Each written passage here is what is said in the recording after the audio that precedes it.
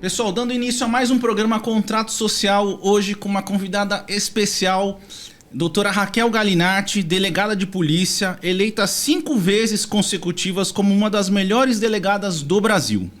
Diretora da Associação dos Delegados de Polícia do Brasil e mestre em filosofia.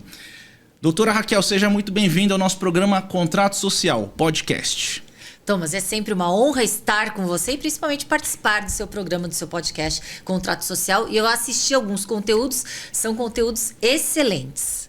Obrigado, doutora Raquel. A gente quer aqui já entrar num tema super importante, que é a segurança. A gente tem falado muito nesse programa sobre cidades inteligentes.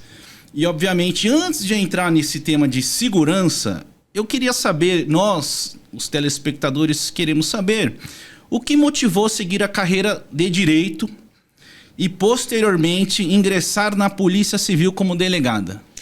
Eu fui já fazer a faculdade, eu fiz aqui no Mackenzie, porque eu já queria ser delegada. E para você ser delegado de polícia, qualquer outra carreira jurídica, promotor, juiz, você tem que ter o curso, ser bacharel em direito. Agora, eles estão exigindo 2 anos de atividade jurídica ou policial correlata, antes não tinha esse pré-requisito. Então, eu já fui com esse propósito. Problema é que assim, eu estudei a vida inteira, da primeira série até o 3º colegial. Aquela de ficar, eu ficava na primeira carteira, sabe? CDF mesmo. E quando eu entrei na faculdade, falei, agora eu vou dar uma relaxada. Então eu só estudava para prova, passava, tal. E quando veio os concursos, aí eu falei, pera lá, não é só querer. Daí eu falei assim, tá meio difícil. Parei, fui fazer o mestrado, fiz o mestrado na PUC em filosofia. Foi muito difícil, porque foi em filosofia. Praticamente eu tive que fazer uma faculdade de filosofia, né? Para concluir o mestrado. E quando eu decidi estudar, que foi em 2006, eu demorei 5 anos para passar no concurso. E claro, aí durante esse trajeto você tem reprovação e outra reprovação, e tem aquelas pessoas que criticam, falam que você tem que ir pro plano B na vida, falam que você não é inteligente o suficiente, vai tentar um concurso mais fácil. E ali, nunca me atingiu muito os julgamentos externos, né? Até tem um episódio que eu já falei outras vezes, que eu tinha uma colega, uma amiga à época, que ela queria uma carreira, ela passou para uma outra, ela passou como auxiliar dessa carreira, eu não vou falar carreira para não entregar com a colega. E aí ela me olhou, ela falou assim, ai, Raquel, você não tem vergonha?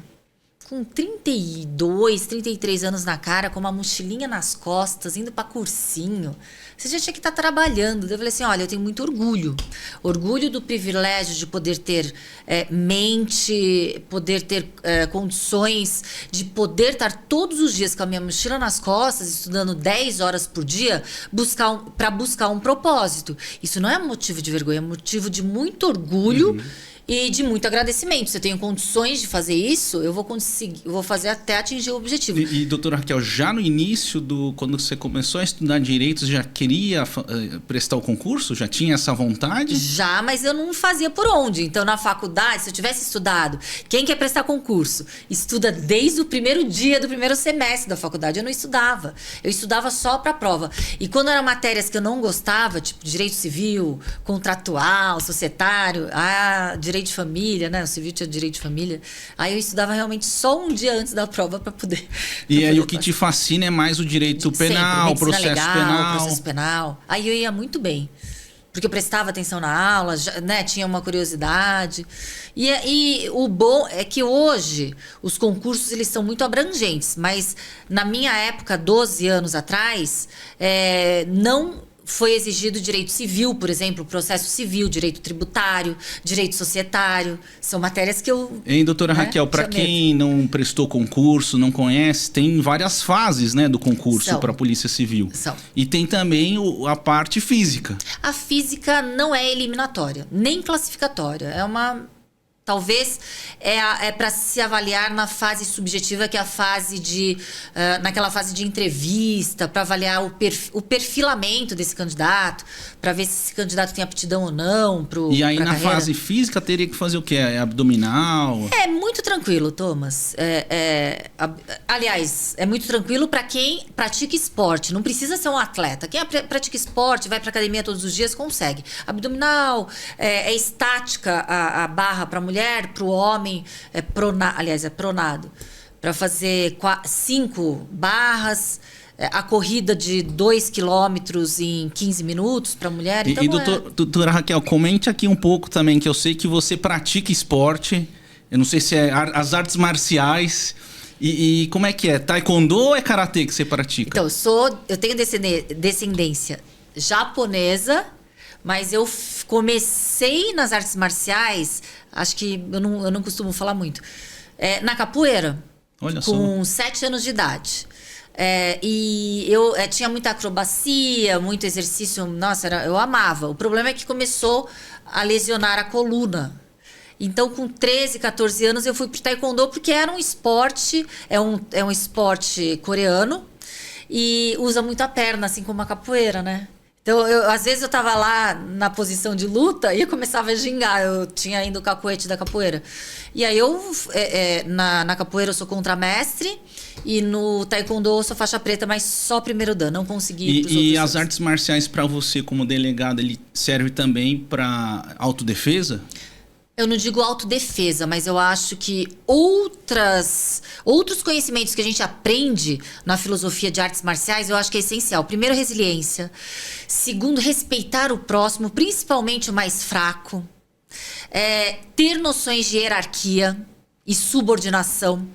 Eu vejo que muitas pessoas, elas reclamam e querem contestar muito a situação de hierarquia. Se a gente está numa instituição, principalmente numa instituição de Estado que serve à segurança pública, sem hierarquia e sem respeito aos comandos, claro, aquilo não vai funcionar. Então, eu sempre fui treinada e sem melindres. Quando você você executa algo errado ou você não está, né, executando o que deveria ter sido feito, aquela correção eu não levo para o lado pessoal. Eu levo para uma melhora, para você poder melhorar na execução do que você tem que fazer. E então as artes marciais me treinaram muito isso.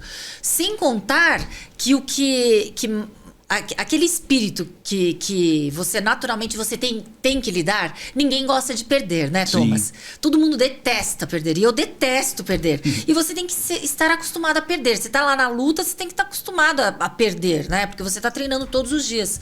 Então, na polícia, eu achei essencial para disciplina, para controle emocional, porque quando você perde, você não pode se desestabilizar. Uhum. Ou quando você toma um golpe muito forte, você não pode entrar em desespero e falar, acabou. Não, você tem que ter aquele controle emocional para gerenciar a crise. Então, eu acho que quem tem vontade de entrar para instituições de segurança pública, é muito importante ter noções de artes marciais. Aí, puxando para o nosso lado asiático, a maioria dos policiais, aliás, quase todos os policiais asiáticos, né? Eu falo do Japão, por exemplo, tem, e da Coreia também, fazem artes marciais. Esse tema eu queria levantar até porque eu estive o ano passado, doutora Raquel, em Singapura, no Japão. E assim, eu não via nada, as ruas eram muito limpas, uma zeladoria incrível, obviamente que tinha muitas câmeras. No Japão eu vi acho que um morador de rua só. E quando você andava na rua, você tinha aquela sensação de segurança, né? E aí a minha pergunta é, na sua opinião, quais são os principais desafios enfrentados pela polícia brasileira nos dias de hoje? Infelizmente, nós temos 2 grandes problemas que são nevrálgicos. É a falta de estrutura e investimento sério e adequado no pilar dos direitos sociais, que é a segurança pública. Então, eu percebo que a segurança pública, ela fica muito como uma moeda de troca de marketing político. Todo mundo se apega na segurança pública, mas quando se troca o governo, o plantonista temporário, quando ele sai daquele plantão e outro governador entra, ou o presidente, etc., ele não dá continuidade a estratégias de segurança pública. Então, a gente não vê um planejamento estratégico. Falta de estrutura e investimentos em todas as esferas, desde salarial, implementação tecnológica, maquinário, armamentos, estrutura predial, tudo. E outro grande problema são as nossas leis, que elas tendem, desde 1988, a gente percebe que houve uma tentativa de correção a diversas violações de direitos humanos. Claro que haveria de ter um breque, né? Um norte. Mas o pêndulo virou muito para o outro lado. Aquela pessoa que vai ficar tutelada pelo Estado porque praticou um crime, claro que ela tem direito, é obrigatório que ela tenha toda a proteção dos seus direitos humanos garantidos. Aquele que cometeu um crime, ele vai ser preso, o Estado é responsável por ele. Só que aqui, no Brasil, confunde-se muito o cumprimento de pena, a responsabilização penal daquele que pratica crime com uma suposta violação de direitos humanos. Entendi. Então, a gente não tem a garantia dos nossos direitos humanos, por quê? Porque os criminosos, eles têm um excesso de direitos, em contrapartida, a população fica cada vez mais aprisionada e amedrontada. Então, isso é um reflexo que a gente vê na televisão, que a gente vê nos noticiários. Teve uma imagem que me impactou muito. Agora, recentemente, um policial militar, ele verbalizou a voz de comando, ele estava uniformizado, outros policiais, aliás, foi no final do ano, desse ano que passou, o criminoso estava fazendo jus a uma saidinha de Natal. O policial, ele poderia ali neutralizar na negativa do comando da sua ordem, mas ele titubeou frações de segundo que ele tomou um tiro na cabeça. Nossa. Deixou um bebezinho. E isso acontece. Por que esse policial titubeou? Por que ele não fez o que ele está condicionado a fazer? Por que ele não neutralizou aquela ameaça ativa na frente dele? Porque a gente sabe que provavelmente a arma dele... Provavelmente não, com certeza.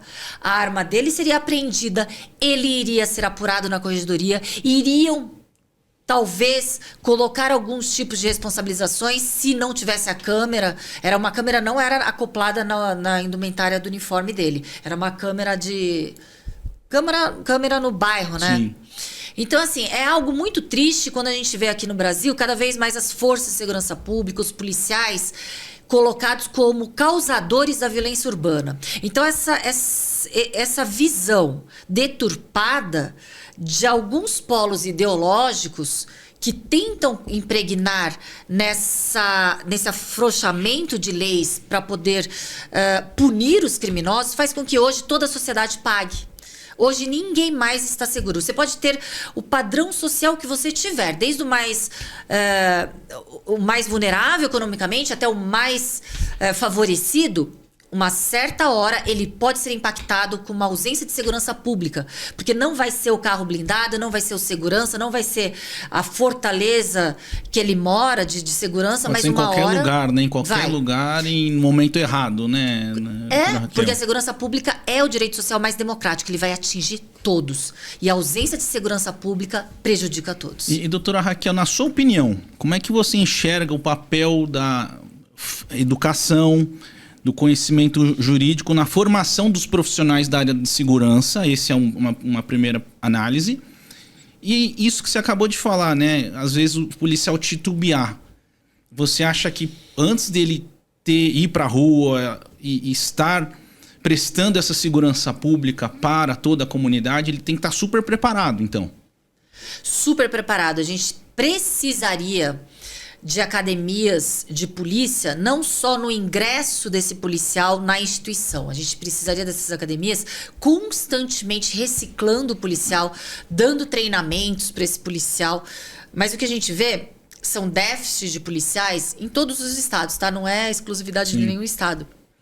Então, nesse déficit, automaticamente, o próprio policial, ele tem que exercer a função de 4 ou 5 policiais. E qual é o horário que ele vai reciclar o seu conhecimento, treinar, cursar pós-graduação ou um curso realmente operacional. Então, fica difícil na realidade, né? A realidade é muito mais complicada. O curso de Direito, ele é essencial, ele é premissa, ele é um requisito para que os delegados possam, para que aqueles candidatos possam ingressar para a polícia. Noções básicas de direito, todos os policiais aprendem na academia de polícia e são também avaliados em noções básicas. Então, eu também queria saber, na academia de polícia, como é que ele funciona, doutora Raquel? A academia de polícia, a minha durou aproximadamente 4, 5 meses, mas aí quem quer ser policial tá assim, nos sonhos, né? Porque você tem noções de armamento e tiro, gerenciamento de crises, papiloscopia, identificação. Teve um caso bem engraçado. Simulação, né, de situações de estresse, de conflito, de sequestro, mas esse era um teste numa sala fechada. Nós éramos em 20 na nossa classe, éramos em 4 mulheres e 16 homens.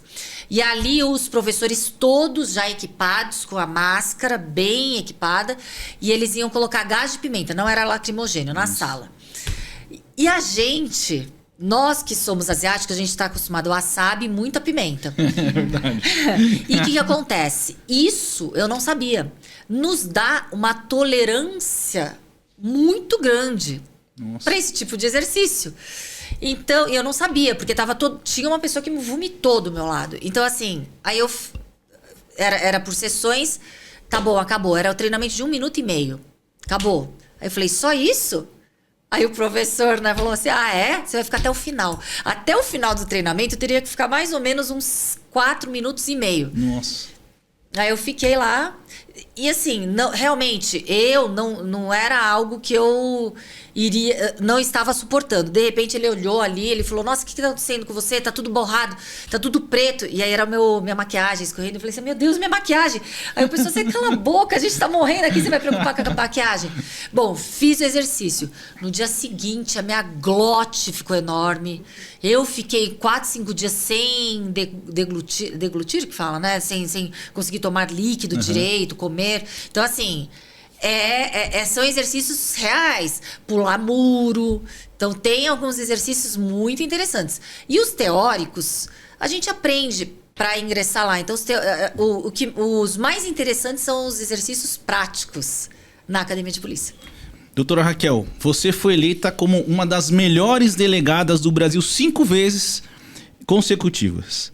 Quais foram os momentos mais desafiadores e gratificantes que você enfrentou nessa fase?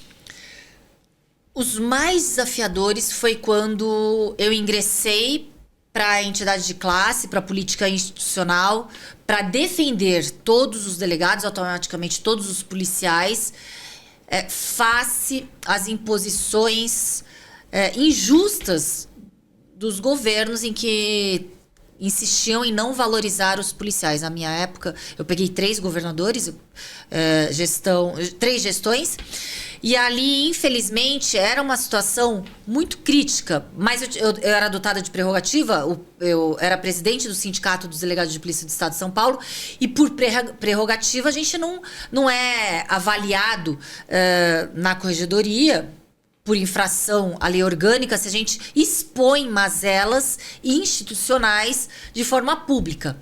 Então eu comecei já no meu primeiro mês, durante 3 meses, Thomas, eu viajei 70 seccionais do estado de São Paulo. Nossa. Eu era completamente inexperiente politicamente falando. Li alguma coisa e assim, eu fazia muito instintivamente.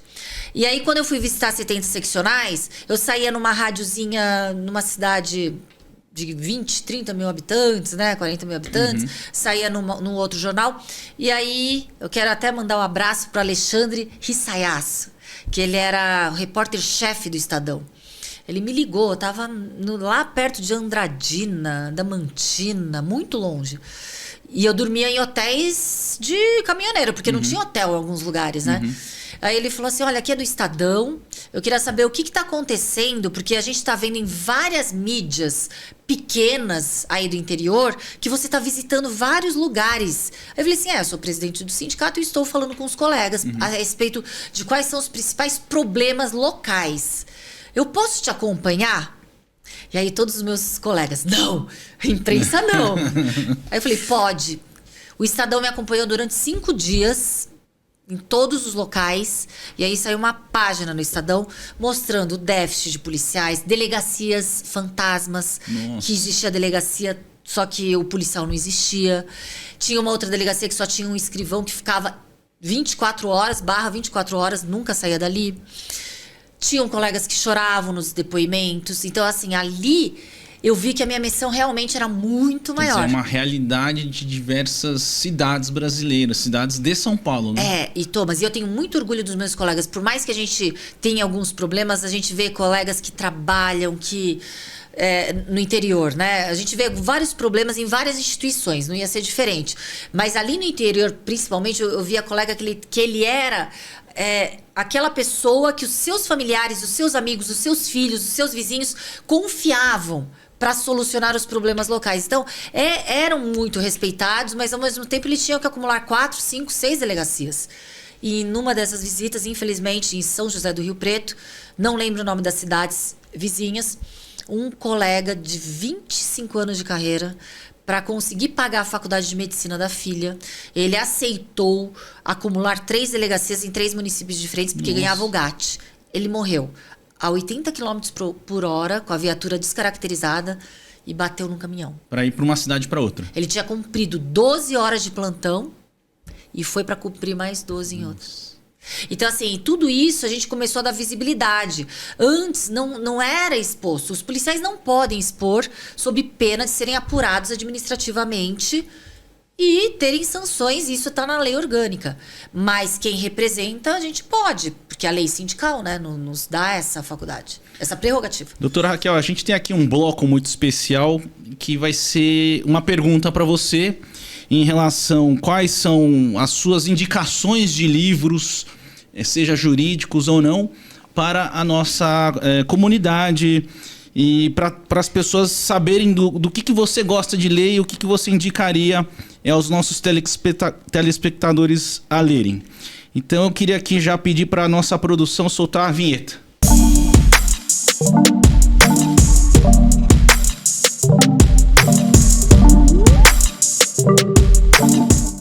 Doutora Raquel, a indicação de leitura, quais os livros, obras jurídicas que você indica para os nossos telespectadores? Eu vou falar um livro que veio na minha cabeça, que foi um dos livros que eu mais demorei para ler, Crime e Castigo, de Dostoiévski. Fala uma trama... eu não posso dar spoiler, né? Mas tem a ver com assassinato, tem a ver com... É meio, sabe, muito denso, como todos os livros de Dostoiévski, né? E aí você indicaria para todos os... Não para jurista. Isso aí é para quem gosta de filme de investigação, policial, de suspense. Aí eu indico esse. Agora, filme... Pode ser um filme. Filme. E de filme, é um filme que impacta, porque é um filme de investigação também, é um filme policial, mas é muito inteligente. Eu não consegui adivinhar o final desse filme. Então, O Segredo dos Seus Olhos. É o secreto de seus olhos. É o segredo dos seus olhos. É um filme argentino, mas sensacional, principalmente para quem gosta de área policial. Doutora Raquel, vamos entrar num tema super difícil, inclusive para todos os governantes que passaram por São Paulo, que é o tema Cracolândia. A gente vê que esta área da Cracolândia é uma área complexa, complicada. E o que você, como uma autoridade policial, você acha que uma cidade inteligente, uma cidade também acolhedora, uma cidade com uso de novas tecnologias conseguiria resolver o problema da Cracolândia? Com certeza. Primeiro que a gente percebe que são vários problemas muito complexos misturados dentro da Cracolândia que automaticamente se tenta diluir e resolver somente com segurança pública. E não é. A gente tem um problema social muito forte, principal problema de saúde ali, porque são usuários, dependentes químicos, usuários, muitos daqueles que não têm mais discernimento sobre as suas autodeliberações. E, claro, muito crime ali misturado. Crime que eu falo, tráfico de drogas e facções ali no meio. Esses pequenos furtos que os dependentes químicos praticam para o uso do próprio vício, muitas vezes colocam eles próprios em risco. Eu lembro até de algumas cenas que os próprios comerciantes revoltados, né, entraram para realmente expulsar os dependentes químicos. Então, é um problema muito complexo. Nova York, na década de 80, era uma das metrópoles mais perigosas do mundo. Ali, eles adotaram a tolerância zero a delitos, e no caso, a pequenos delitos, para dar de exemplo de que delitos não iriam ser tolerados a ponto de evoluírem para grandes delitos. A teoria das janelas quebradas nada mais é do que uma boa zeladoria, mostrando que o Estado está lá olhando para aquela cidade, olhando para aquele bairro, e que aquele bairro ele não vai se deteriorar, se degradar. Por quê? Porque tem o Estado presente. Onde o Estado não está presente, a criminalidade entra, o crime entra. Então o que a gente percebe é que existe muito entrave, e principalmente político, para solucionar o problema.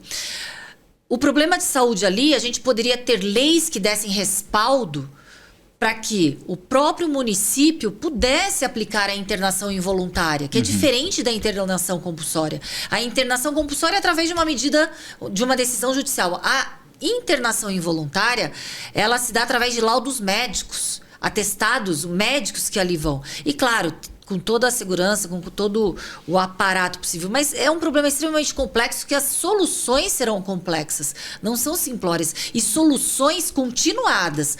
Não adianta a gente ver medidas paliativas pontuais para sanar, porque pulveriza o problema e eles brotam mais forte no entorno. Então a gente tem que ter soluções, planejamento estratégico, planejamento continuado para a medida. E também, a cidade, no caso, a cidade inteligente, né? Sim. Doutora Raquel, e obviamente que é o que você falou, a questão da saúde, a questão social. Você acha que depois, como é que daria empregabilidade para essas pessoas? Porque a questão também é resolver a questão da saúde, mas ao mesmo tempo é o emprego, né? É deixar essa pessoa, um morador de rua, também com uma empregabilidade. Autossuficiente, né? Para que ele possa ali ter condições dignas de existência. Alguns argumentos falados em debates, muitas vezes até contra-argumentei. É o direito da pessoa, ela tá ali, a gente não pode, de forma compulsória, retirá-los das ruas, a gente está violando seus direitos.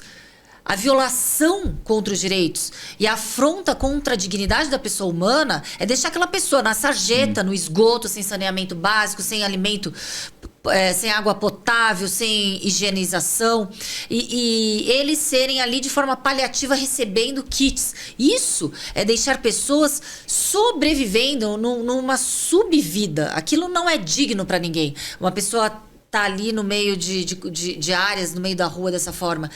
Mas eu não respondi sobre a cidade inteligente. Eu acredito que a gente está evoluindo tanto e que os governos, eles não perceberam que muitas medidas... A gente tem que ter um choque de gestão. Por quê? A gente não está falando em tirar a função real daqueles que têm que continuar, né, no trabalho. A gente está falando para implementar, através de tecnologia, a função do que deveria ser... Por exemplo, se a gente tivesse câmeras em todos os locais, se a gente tivesse câmeras que avisassem situações de risco, ou tudo que a gente vê em outros países, que parece que a gente está em outros planetas, né? Sim. Quando a gente vai para países de primeiro mundo, quando a gente vai para países asiáticos, por exemplo, a gente vê uma série de forma como a tecnologia ajuda e auxilia, até pela medição. Quando tem muitas pessoas, o termômetro ali mede a quantidade de pessoas para poder, de repente, indicar quais são os transportes que darão a evasão mais rápido, né? Para não dar o congestionamento, resolver toda uma solução. Mas a cidade inteligente, claro que ela esbarra em toda da malha do setor urbano, né? A gente fala em mobilidade urbana, a gente fala no setor da zeladoria como um todo, da segurança pública. A segurança pública é responsabilidade do Estado, mas o município, com as guardas municipais, pode, de forma complementar, auxiliar. E a gente vê tentativas de tirar poder e prerrogativa da Guarda Municipal. Pelo contrário, a gente tem que ter mais leis que deem mais atribuições e prerrogativa para que a gente possa ali chegar, né, sair do problema. Parece que a gente só patina. Esse caso aqui é super importante, doutora Raquel, que esse ano tivemos uma primeira fuga de um sistema penitenciário federal em Mossoró. Inclusive foi bem no início da vinda do ministro Lewandowski. E aí essa minha pergunta para você, eu acho que todos os telespectadores também querem saber quais foram os problemas dessas grades e paredes e qual que seria a solução para resolver essa questão de fuga de prisões. Bem pontuado, Thomas. Primeiro que foi inédito, foi um fato nunca acontecido. O Ministério da Justiça e Segurança Pública administra 5 presídios federais que já foram projetados e idealizados com um sistema de segurança máxima para cercear presos de alto grau de periculosidade, envolvidos ou que chefiam facções criminosas ou que praticaram crimes hediondos, muito... para que eles saiam, né, da população carcerária e ali eles também não possam colocar em risco a própria população carcerária. Então foi projetado dessa forma. Outra questão, a gente sabe que não existe em lugar nenhum do mundo e nem no início, né, daquele sistema panóptico que a gente teve a idealização no caso de uma prisão perfeita em que os presos ali teriam a impressão que eles estariam 24 horas sendo monitorados em forma circular. Michel Foucault também ele fala no Vigiar e Punir, ele dá outras interpretações do panóptico e ali somente um policial estaria vigiando, porque o preso ele teria a impressão que ele estaria sendo monitorado 24 horas. Nem esse sistema é infalível. Não existe sistema nenhum no mundo infalível. Só que ali não foi uma falha não previsível. Tiveram relatórios, aliás, 2 ou 3 relatórios pelos próprios policiais penais federais, mostrando a falta de estrutura. Por exemplo, mais de 100 câmeras não funcionavam. É uma falta de estrutura inadmissível. Então, me custa acreditar... Existe uma negligência, então. Então, me custa acreditar que é uma culpa, uma negligência, uma imperícia, uma imprudência. Eu acredito em ato doloso. Quando você assume o risco de que algo pode acontecer, saiu na esfera da culpa, saiu da esfera de uma culpa, de um crime culposo. É doloso, é uma responsabilidade. E na sequência, depois de Mossoró, a gente teve mais fugas que não foi tão noticiada na imprensa. A tecnologia hoje é o que a gente mais precisa para que a gente possa ter instrumentos de investigação e instrumentos também para operacionalizar. Também quando os policiais vão no front, no combate, para que as operações sejam bem-sucedidas, quando a gente vê drones mapeando, fazendo o reconhecimento visiográfico do local antes da incursão dos policiais, tudo isso é tecnologia. Tudo isso é necessário para poupar vida, para proteger vidas, para dinamizar o trabalho, para minimizar riscos, para minimizar gastos. Então a gente vê ainda que está muito aquém em todos os estados e o Brasil essa resistência de implementar tecnologia no que é necessário, no que é mais caro para todos nós, caro como necessário, né? Que é a segurança pública. Hoje, qual é o principal? Eu acho que o principal problema do Brasil como um todo não está sendo mais a saúde, não está sendo mais a educação, é a segurança pública. Doutora Raquel, qual que é a sua opinião sobre as saidinhas em datas comemorativas? Eu acho que esse tema surgiu ao longo desse ano e é um tema super importante. Qual que é a sua opinião sobre este determinado tema? Existe o mundo teórico e o mundo real. O mundo teórico é que as saidinhas fariam parte de uma obrigação daquele que vai ser preso, que o Estado deveria proporcionar a ressocialização. Então, para que aos poucos aquele preso em regime semiaberto possa ser ressocializado, esses institutos, benefícios são dados. Esse é o mundo teórico. O mundo real é que em época de saidinha, a gente sabe que a criminalidade explode, que é necessário um contingente maior para saturar a criminalidade que vai chegar nos locais, nos bairros, nas cidades, nos entornos. Que esses criminosos, eles não aproveitam as saidinhas para ressocializar. Eles aproveitam para praticar crimes, muitas vezes para não voltar. Ah, mas é pouco número de evasão, de fuga, de não retorno. Mas os que não retornaram já estão colocando em risco permanente aquele local, aquela cidade, aquela comunidade. Então, na realidade, esses benefícios, eles só fomentam a impunidade, só fomentam a ausência das certezas do castigo, só fomentam essa insegurança permanente que a população está. Doutora Raquel, antes da gente terminar, quero fazer uma pergunta. Já? Eu já vi em diversas mídias o seu nome ventilado para ser vice na chapa do prefeito Ricardo Nunes. Qual seria a sua contribuição em uma chapa como vice-prefeita da cidade de São Paulo, que é a maior cidade aqui do Brasil?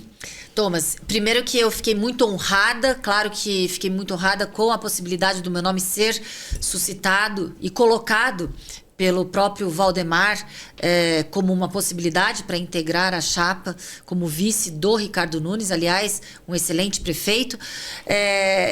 Eu teria a minha contribuição do que eu estudei a vida inteira. Segurança pública, o direito à proteção dos vulneráveis, das vítimas, das mulheres.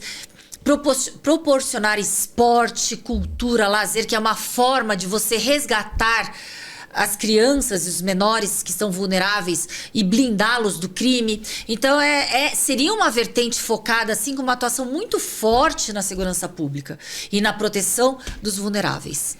Doutora Raquel, chegamos já no fim. Eu queria que você fizesse só as suas considerações finais. Olha, foi realmente uma honra. E seus planos para o futuro também, né? A gente quer saber os seus planos. Foi uma honra o convite, Thomas. Eu acredito que eu tenho planos de poder exercer a minha missão de forma a contribuir para a sociedade naquilo que eu estou me propondo. Então, o primeiro passo foi me candidatar como deputada estadual. Claro que vai um medo de não saber se essas propostas coincidem com vontade de uma parcela da população. Então, eu vi que correspondeu. Então, cada vez mais essa responsabilidade aumenta, para que a gente possa, com seriedade, com ética, com dignidade, poder fazer a diferença. Aliás, mais uma vez, valores que a gente aprende desde o berço, em países asiáticos, que nós somos descendentes de asiáticos, que é isso que falta um pouco para o Brasil. A gente pensar mais no coletivo e não tanto do lado egoístico e pessoal. Então, se a gente pensar mais no coletivo, sempre com ética e dignidade, eu acho que a gente consegue dar um passinho. Pessoal, quero aqui agradecer a doutora Raquel por ter recebido o nosso convite, ter aceitado o nosso convite no nosso programa Contrato Social. Doutora Raquel, muito obrigado. É uma grande oportunidade estar aqui falando com você sobre esses temas importantes da segurança pública. E aqui eu já quero fazer um convite para vocês nos seguirem também nos próximos programas do nosso podcast Contrato Social.